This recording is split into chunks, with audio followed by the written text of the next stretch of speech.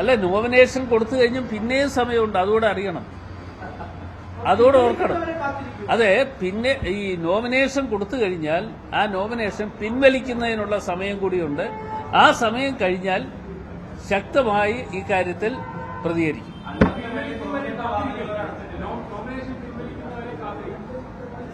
Nomination പിൻവലിക്കുന്നവരെ കാത്തിരിക്കുമെന്ന് നിങ്ങൾ ഈ ചാനലിലൂടെ ഒന്നും വർത്തമാനം പറയണ്ട. ഞങ്ങൾ ഞങ്ങളുടെ അഭിപ്രായങ്ങൾ പറയുകയാണ്.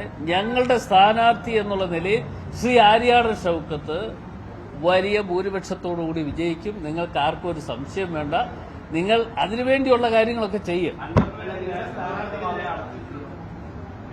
ഞങ്ങൾ വാതിൽ അടച്ചൊന്നും വാതിൽ തുറന്നുവെന്നും ഒന്നും ഞങ്ങൾ പറയുന്നില്ല.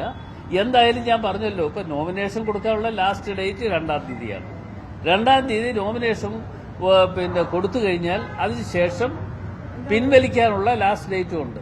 അങ്ങനെ നിങ്ങൾ വ്യത്യസ്ത അഭിപ്രായമാണ് എന്ന് ഞങ്ങളെ തമ്മിൽ തല്ലിക്കാൻ വേണ്ടി ഒരു ചിന്ത നിങ്ങളുടെ മനസ്സിൽ വേണ്ട. അതിനുള്ള അവസരങ്ങൾ ഇനി അങ്ങനെ ഒരു അവസരം ഇനിയിപ്പോ വീണ്ടും ഞങ്ങൾക്കുണ്ടാകുന്നുണ്ട്. അന്നേരം നിങ്ങളോട് കാര്യങ്ങൾ പറയും.